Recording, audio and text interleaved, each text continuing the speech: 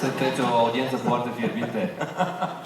We like that. You're warmed up, ready to go. Yeah. Îmi place, îmi place. Suntem gata de distracție.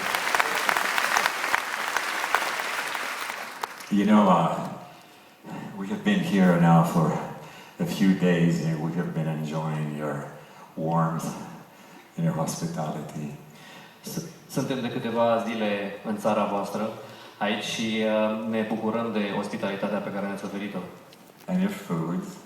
Și mâncarea. And your wines. Și vinurile.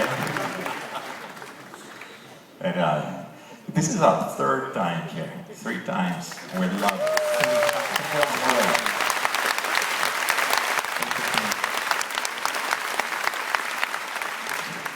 Ever since we stepped out of the airplane, everyone has been treated so well. This city has been taking care of us so well. We feel at home here, very comfortable. Thank you.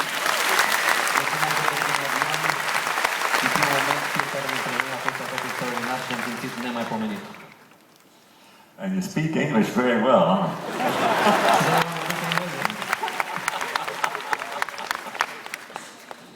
All right, I have prepared so much music for you tonight that I would like to keep on playing.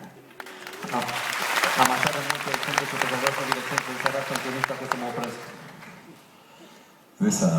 This next song has been a very important one for many years in my life. Următorul cântec este un cântec care a fost foarte important pentru mine de foarte mult timp. You know, of all the forces that are exerted on us during our lifetime,